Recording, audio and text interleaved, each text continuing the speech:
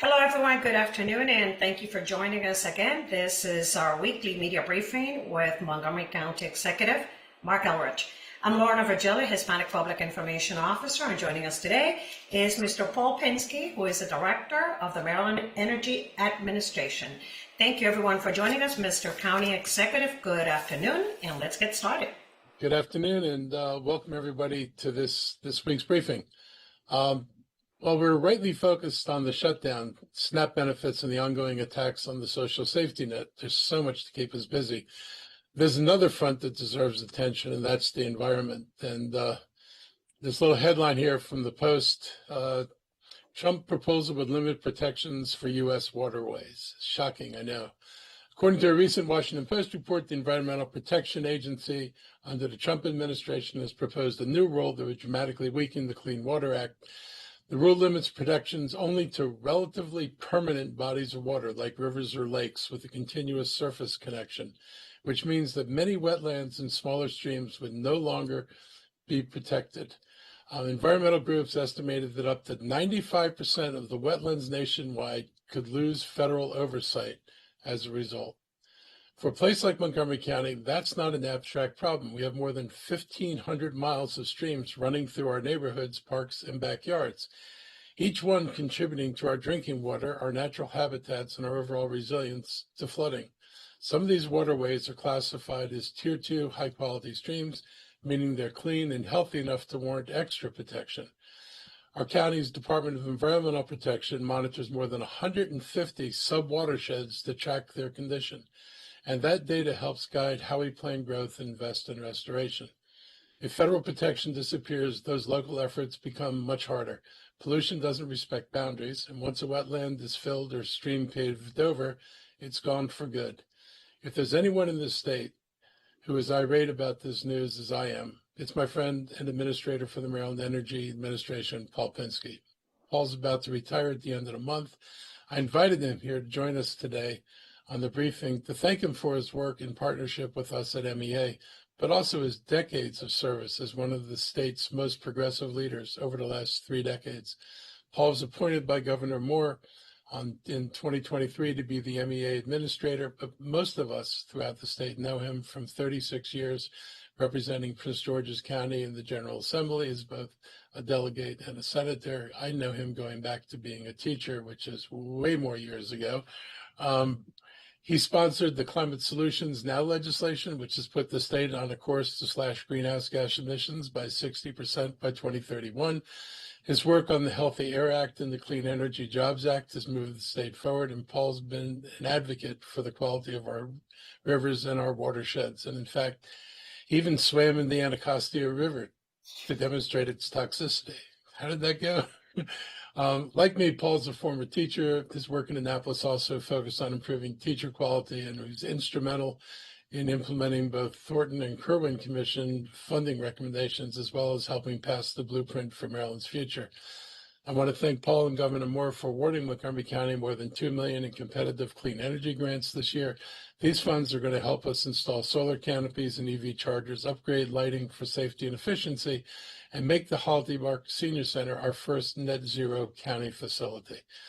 Projects like these reduce emissions, save taxpayers money, and improve public health, and I appreciate the teamwork across our county departments and the state to build a cleaner and more resilient future for our residents. I'm going to turn it over to Paul now, allow him to share his thoughts on his tenure at MEA, where the state is going in terms of clean energy investments, and any of his other thoughts on any subject he wishes to talk about. So thank you for joining us, Paul. Well, thank you, Mr. County Executive, and we do go back many years. We had a lot of conversations on Goody Drive over the years in our teaching careers and teacher organizing careers. Look, I spent 36 years in the legislature. Mark mentioned a few of them: the Blueprint for Maryland's Future and the Climate Solutions Now Act. And Governor Moore was gracious to invite me to lead the Energy Administration these past 3 years. Look, a number of counties have done great work, Montgomery, Howard, others, in transforming, using clean energy, using solar, in some cases moving to heat pumps. It's a challenge. Reaching the 60% reduction will be a heavy lift. I understand that. When it passed, it was suggested, why don't we put language in the law that says it's aspirational? And I rejected that. I said, if we're going to set a direction, let's set a course direction with a North Star. And it was not aspirational, it's the law of the land. If we don't reach it, that's another story. We have great challenges, as the county executive mentioned, from Washington. He led off the Zoom. Look, the one big ugly bill did a lot of damage. The president, who is not a believer, is a denier of climate change, said, let's try to destroy solar and offshore wind as much as possible, and let's build up fossil fuels, gas and oil. And he's a creature of that. So it's a challenge, and I think all of us, and I won't go long, Mark, every night on the news, for those of us who still watch the nightly news, it's led by hurricane, flooding, tornado, sea level rise, first and second story virtually every night. And that's because the effects of climate change are growing and worsening. So we at MEA are trying to do our best to get as much solar out there, geothermal, heat pumps, energy efficiency. We have a number of schools in the state that are carbon net zero, which means between when they're built, they put geothermal under the soccer field, they use heat pumps, and they use solar, and they have enough clean energy to run the school, and on good days, it actually spins the meter in the other direction. So we've got to be more conscious and intentional. That's what I've tried to bring into the state and to MEA. My ally, my Sundance kid, to Butch Cassidy, Ian Ullman will be the acting director. So look, I think we have challenges, but I'm excited about the future. But we have to keep our eyes on the prize. And Mark, thank you for the kind words. Working for the public good, as you know so well, is satisfying.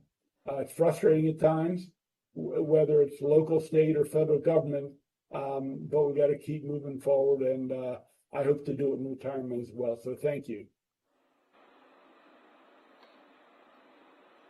Thank you, Director Pinsky, for joining us this afternoon. Members of the media, we're going to open it up for questions, if you might have any at this time for Director Pinsky. If you do have questions, please raise your hands right here on the chat. I see Jenny Abamu has a question. WMAU, good afternoon, Jenny. Go ahead. Hi, Jenny Abamu with WAMU. I'm really curious about, since you're going out, what you see is the reason for rate increases with energy costs. This is something that all people are talking about, and there's also questions about, Maryland's ability to generate enough energy in the state. And, people have, the generators have blamed the climate goals as part of the reason why they've had to close. There have been questions about the agreements that have been placed and to keep energy generation on and how much that's cost ratepayers.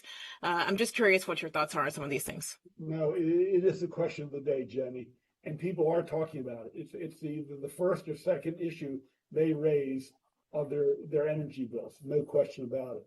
Look, I believe that the PJM, which stands for, it's a regional transmission organization that covers 13 states and Washington, D.C., which should be a state, but that's another story. And they make sure energy gets from one state to another. And it's important to note 12 of those 14 entities are energy importers. I mean, the big 800-pound gorilla is Pennsylvania, that has a lot of nuclear, has a lot of coal. And I have to say, I put a significant amount of the blame on the PJM. While it's a nonprofit, it is not a for-profit operation. The energy generators, mostly fossil fuels, have the controlling voice. I mean, the states have zero voice. And they have had a queue for new energy sources, and it's been closed for 3 years. And this year, only 2 gigawatts are going to be interconnected. Now they started to change their practices, and they say over the coming year or two there'll be 12 gigawatts. But when they closed the queue and they had this big backlog, the people that benefited were the fossil fuel companies. In the queue, in the line, there's much more solar, and it's economics 101.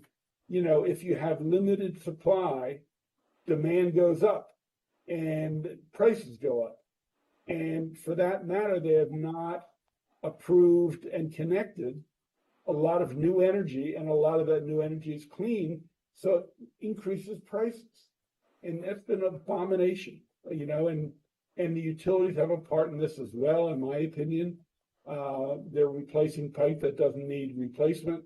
So I think there's a fair amount of blame to go around, but it has to be a very important point of the governor's strategy and each county to take on some of these big stakeholders. So just to follow up, sorry, but since you're saying this is PJM, because PJM is blaming the generators, you all are blaming PJM. So like, I'm just kind of making sure I understand this. What is the state's role in controlling all of this? I know that they've been pushed to get people on the board of PJM and et cetera. What's going on there? No. Again, Jenny, you're on top of it. They have a board. They have an oversight board, and mostly it's been generators and experts. This past summer, there were 2 openings, and 8 states, governors of 8 states, wrote to PJM saying, you know, we'd like someone who's somewhat sensitive to state interests. And they offered one proposal, and that was Mark Christie, who was the former chair of FERC, and also a moderate Republican from Virginia. And PJM said, thank you, but no thank you. Go pound sand. And on the membership committee, the states don't have a voice. The states, off the People's Council, those representing ratepayers, have about 10%. So the interest of states has to be more central to PJM. Now, I think with all the criticism, they're beginning to take care of the backlog. And today they're actually meeting to talk about the way forward, including what role data centers should have. You know, and the projection for Maryland's demand is almost flat. So the increase in demand is coming from outside of Maryland. In the large degree, it's data centers. And in my opinion, they shouldn't pull from the grid. They should bring new additional energy, and preferably clean energy. Thank you, Jenny. Members of the media, any additional questions for Maryland Energy Administrator, Director Mr. Pinsky? Any more questions this afternoon? Well, Director, thank you so much for joining us. You can remain on this media briefing if you'd like, but if you need to depart, please feel free to do so.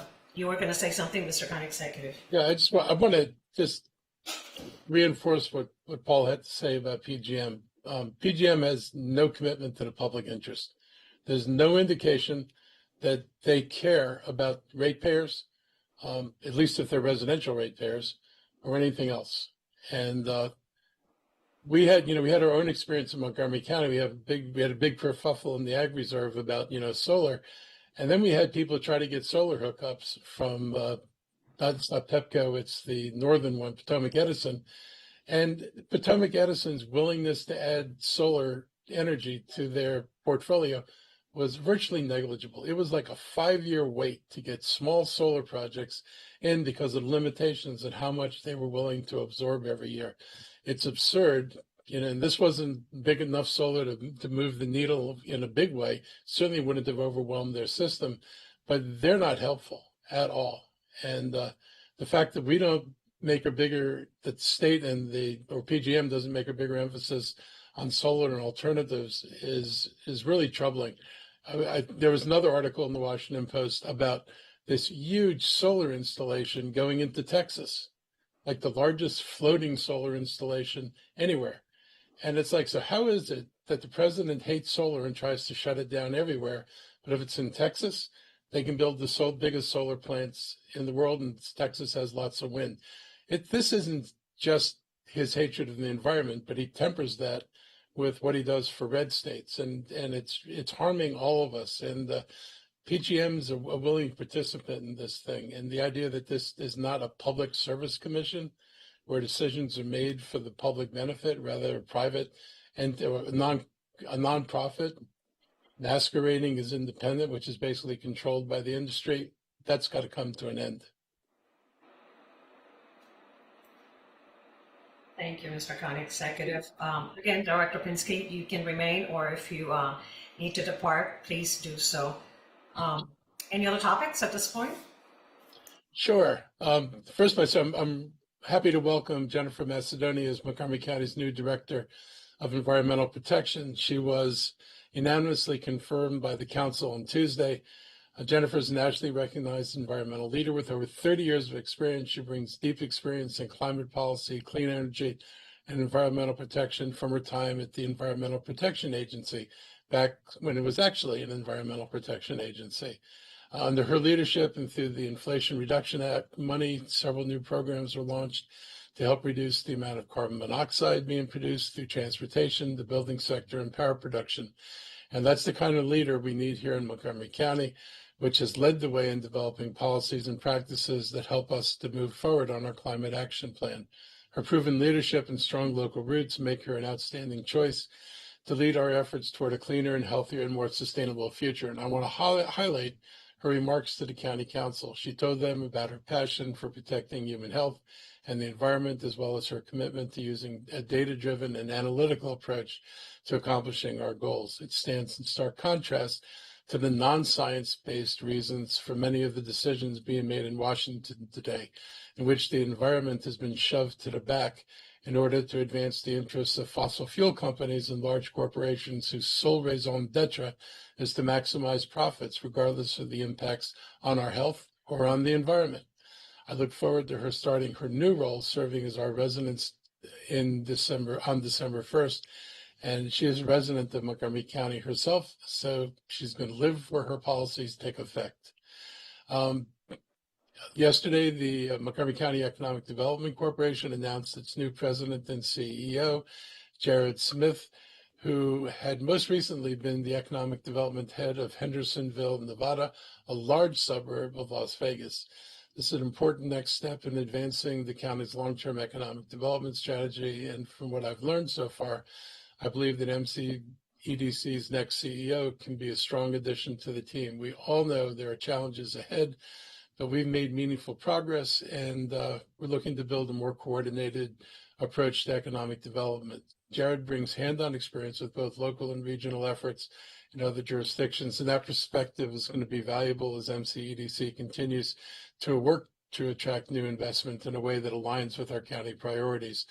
His background in supporting small businesses is particularly relevant here in the county, and small businesses are the backbone of the local economy, and strengthening that ecosystem remains a central part of our growth strategy. And I know one of the other things that he had to focus on was the diversification of the economy in Hendersonville, that area which is highly reliant on the entertainment center of Las Vegas. Also runs into headwinds, as many of us do when you're a basically one economy area. And, like Montgomery County for years, driven by the federal government and long thought to be recession proof, we've in the last decade or so realized being dependent on a single industry is not sufficient. And so the work we're doing to try to diversify here, do things we haven't done before, I think can only be amplified by bringing in a director who has a background in diversifying a local economy. So I look forward to connecting to him in coming weeks and discussing how together we can continue to move the county forward. This weekend in the East County, Senator Angela Brooks is hosting an opportunity to receive help, information, and guidance on utility concerns. Cold weather's on the way as we approach the holidays, and that's expected to strain family budgets, because of the cost of energy is going to be higher. Some families also struggle to afford the cost of internet at home, which can be a valuable tool for education and job searching. We are not water, energy, or wide-scale internet providers, but we do work closely with WSSC and PEPCO on infrastructure and other matters. And I've shared through my newsletters before, these companies have the ability to help their customers who cannot afford to pay their entire bill all at once. This utility fair is a good opportunity to learn more about those programs directly from companies like Xfinity, Verizon, and Exelon. And I appreciate Senator Alsobrooks and her staff for organizing these events around the state. The Utility and Internet Services Fair will be held from 11 a.m. to 1:30 p.m. at the East County Community Center at 3310 Gateshead Manor Way. And Senator Alsobrooks is also asking for SVPs through a QR code that she's sharing on social media. And we put that information into the chat in case you want to share it with your audiences. On Thursday, the Montgomery County Public School Board is going to vote on the superintendent's capital improvements budget request. This request is an eye-opener. Capital improvements budget is separate from the money we spend every year through the operating fund. These are large, long-term investments in facilities and infrastructure. The budget encompasses all over the county's needs, but obviously this week's vote by MCPS leaders would only focus on the improvements that impact schools. This fiscal year, which plans out spending over a 6-year period, roughly a quarter of the budget's devoted to school improvements, and that's our second largest expenditure behind transportation. MCPS request this year is 54% higher than last year. Works out to about $160 million more each year over 6 years. And even with that level of investment, we still won't clear the backlog that is built up over so many years. The long-term lack of transparency by the school system led to this sudden revelation. This isn't a sudden problem. This is a long brewing problem. I mean long, going back to when I was on the council and before. But the flip side, the school system never asked for what they needed. But the flip side of that is that school officials looked at the county budget to see what they could feasibly ask for. And it was pretty clear that a budget that hadn't been adjusted for inflation, in fact, it's been adjusted downward, was not going to have room for what was needed. And can I ask my folks to put that graph back up, because I want to explain that graph, please? So this should give you all a long-term view of Montgomery County's capital budgets. And if you go back to 2009, we were spending about $300 million a year. And if we had just adjusted the $300 million from 2009 by inflation to buy the same things we bought in 2009, we'd be spending $550 million right now. The lower line is what councils have done over time. They went up slightly. We peaked around 2016, I guess around 2015, 2016, and then we've gone back downhill, and we've had 4 years now at $280 million a year as our cap. That's not even close to keeping pace with inflation. It is actually going in the reverse direction of inflation. So as anybody with common sense knows, if I put an item into the budget back in 2019, and it's in a 6-year CIP, and it's something I have to budget for in 2025, there is no way that project costs what it was projected to cost in 2019. Inflation has eroded those dollars, and that's what you can see in the charts here. I've asked for increases in the cap before. This year we asked for $340 million. It wouldn't get us to where we need to be, but it would be a $60 million, and over 6 years it would have been $360 million with some inflation adjustments in there. Finally, the council voted only to go to $300 million. It is totally unrealistic to deal with the problems that Montgomery County has when you're unwilling to increase the CIP. It's created a serious long-term problem for us. So the school system's partly to blame, but when they look at council actions, this council, previous councils, and see the unwillingness to add money to capital programs, they probably didn't make the effort they should have made to make all of us aware of what the needs were in the school system. This is one of the reasons that not telling people what you need is a problem. I've heard from people already who don't understand why MCPS suddenly needs this money. And why would they understand when budget after budget, nobody ever laid out what their real needs were? In October, like I said, if they approved the $300 million, that's not going to get us anywhere close to this. They may revisit this sometime later next year, I guess after the first of the year, and I look forward to those discussions. Still, the limitations put a burden on the capital budget making process, make it harder to meet the needs of our residents and keep our commitments to our schools, infrastructure, and facilities. Were we to undertake spending the $160 million under current circumstances, it would pretty much destroy everything else in the budget that's not a school project. So we have to figure out how we're going to responsibly fund the schools. And I think we're going to need to take a hard look at our capital budgeting. I proposed an approach that would closely resemble what the district and Northern Virginia counties have been doing in regard to infrastructure funding. The Montgomery way, as people like to call the way we do things, of handling capital spending doesn't work, hasn't worked for a couple of decades, and it does not meet our needs. It's led us to fall behind in school construction, and it's led us to fall behind in construction of any transit in this county. Please listen carefully to how MCPS is laying out the problems that they face. It's real. Superintendent Dr. Thomas Taylor put forth a more accurate reflection of the facility needs that MCPS has. Previous administrations have not shown us the full picture, and now we have to prioritize the needs of our schools. And I know this comes on top of last year when we had to deal again with a problem when suddenly the school system needed 700 more staff for special education. Of course, those needs were brewing over years. They were not presented to the council. People did not understand the magnitude of the problem until it was sprung on us, and then we had to respond to it because it would have been irresponsible not to provide those positions. But this creates problems. Transparency is really helpful. When Dr. Taylor was hired, I said our schools needed and deserve strong leadership because it's crucial to keep us among the country's most highly regarded school districts. And I appreciate the superintendent's honesty and transparency when it comes to the needs of MCPS. I look forward to reviewing the school board final approved recommended capital budget, and I'll be sending my recommended 6-year capital budget proposal to the council in mid-January.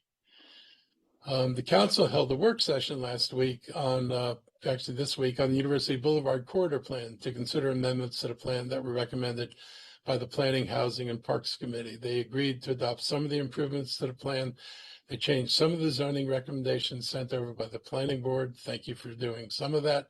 They lowered densities and heights, and they agreed to retain the existing zoning on the Woodmore Shopping Center, a place that none of the residents asked to be leveled and replaced, but the Planning Board thought it was a good idea.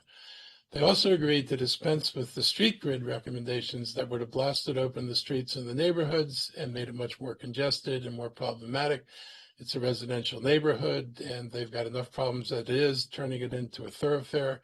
Thoroughfares inside this neighborhood would have been really a problem, and it would have compromised the safety of these neighborhoods. However, the attempt to introduce housing affordability into the rezoning with single-family residential units on the corridor fell far short.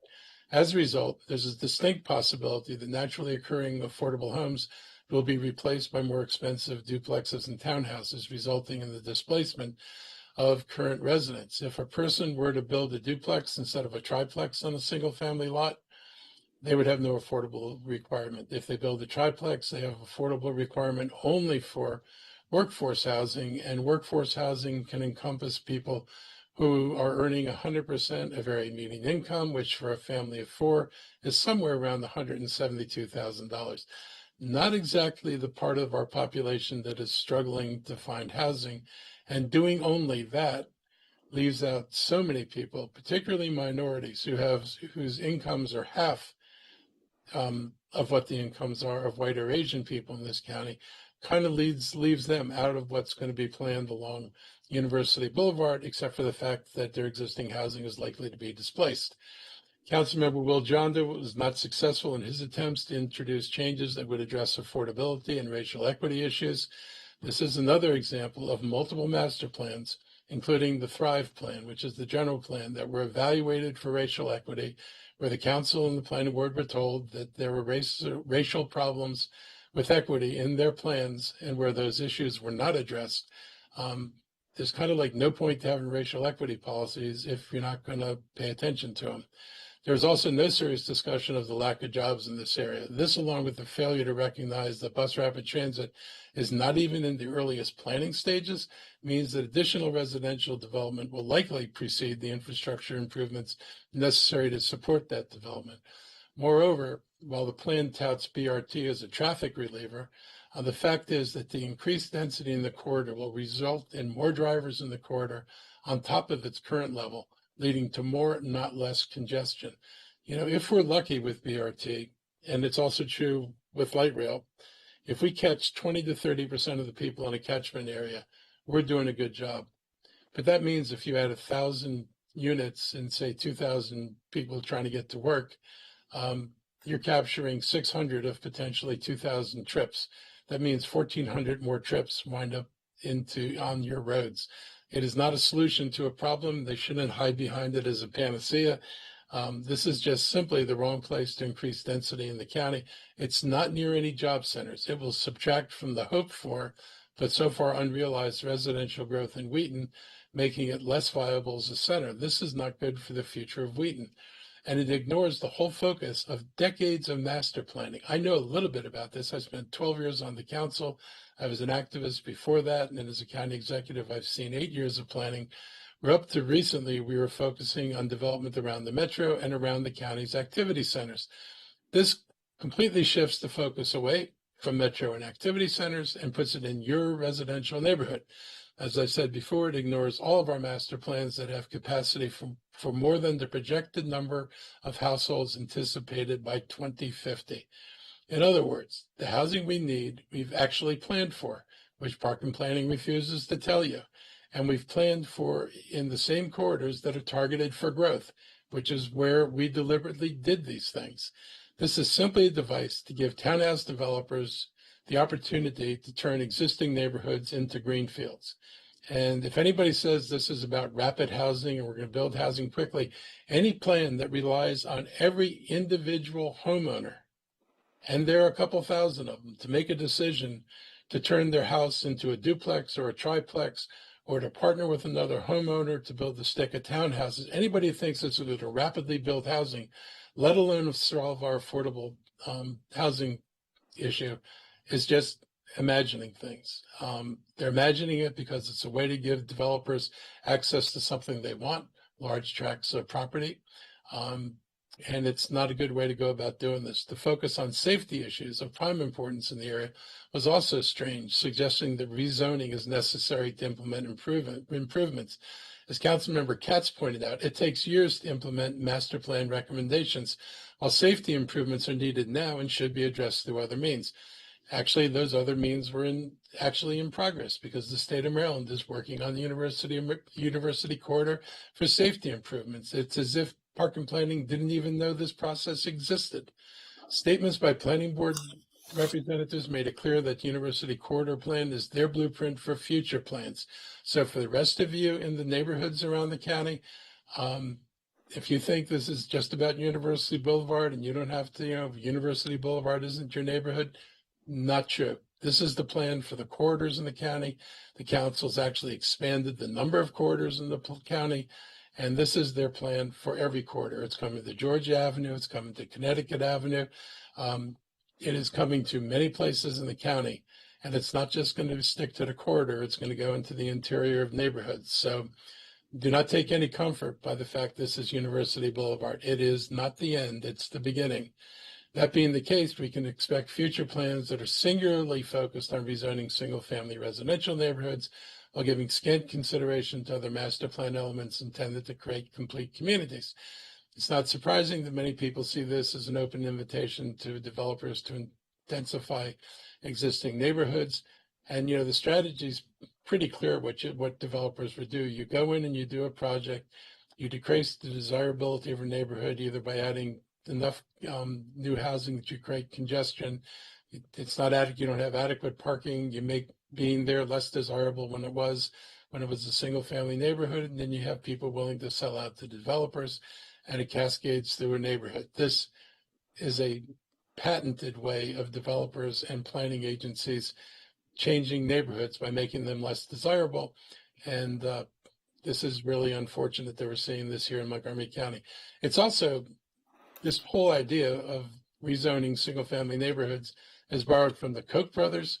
It's kind of surprising and more than a tad shocking that we're borrowing something from the Koch brothers. So we've directed our staff to prepare a resolution the council's directed staff to prepare a resolution incorporating the changes they made, and they will meet on December 2nd to review the several chapters. If you're concerned at all, you need to get your comments into the county council before they meet and vote, and they're planning a final adoption vote on December 9th. Another good news, SNAP benefits have resumed. Benefits from November finally started reaching families. There's still some unevenness in all of this. Food drives intended to help workers and contractors through WorkSource Montgomery and Manna Center are still set for November 21st and December 5th, respectively. Our community partners report demand at local food banks has doubled since the pandemic. And since social safety net services remain critical now with higher healthcare costs on the way in January, that could force thousands of people to lose their health insurance. I'll stop there. Our HHS team, along with Dr. Stoddard and Luisa Cardona, are in a meeting today, so we're going to go straight to questions. Excellent. And I see Sioli Hakobi from Bethesda Today has the hand up. Good afternoon. Hi, good afternoon. Can you hear me? Yep. Yeah, we can. Yes. So I just wanted to ask the county executive, yesterday was Gabe Albernaz's last meeting as a county council member. Wanted to see if we could get an update on the timeline for you transmitting your nomination of him to lead the Parks Department to the council and when you think they might take up that issue. I think it's going to be taken up by the council in January. I don't know if they can do it quickly enough. We will get it over there, but they've got time periods they have interviews, they've got a period of comment. So it should happen early January. Thank you. Thank you, Sioli. Members of the media, any additional questions for the county executive today? Oh, I see Marianne Shasad, Montgomery Community Media. Good afternoon, Marianne. Good afternoon. Thank you. Yeah, I wanted to ask with the, having the new DEP director here and what you were talking about earlier with the Trump proposal with the waterways, and she came from the EPA. Are you thinking that she's going to be able to potentially help the county fill in any gaps that happen? I don't even know if that's possible because I know this is something federal, but do you think she's going to be able to, help the county address any issues that are going to happen with our streams? Well, I think she can help us address issues regarding our streams because her background is in EPA. She's not only a known quantity, but she's worked in this field. So having her expertise, understanding things at a federal level will be very helpful. How we react to this, we're going to have to talk to our attorneys, particularly environmental lawyers, to see how the federal designation of streams affects local designation of streams. I am hoping that we have some ability to maintain control, but if this comes down to, if it's not defined by the federal government, you can't protect it. Like much of this country is completely screwed. It is a disaster in the making, and this is our clean water, and allowing people unmitigated development of areas that are our clean water is going to be a real problem. So hopefully it's not as bad as it possibly appears, but it may be as bad. Could be worse. Thank you so much. Thank you, Mariam. Any additional questions for the county executive today? No more questions? Well, thank you for joining us. Have a great afternoon, and we'll see you next time. Thank you. Mm-hmm.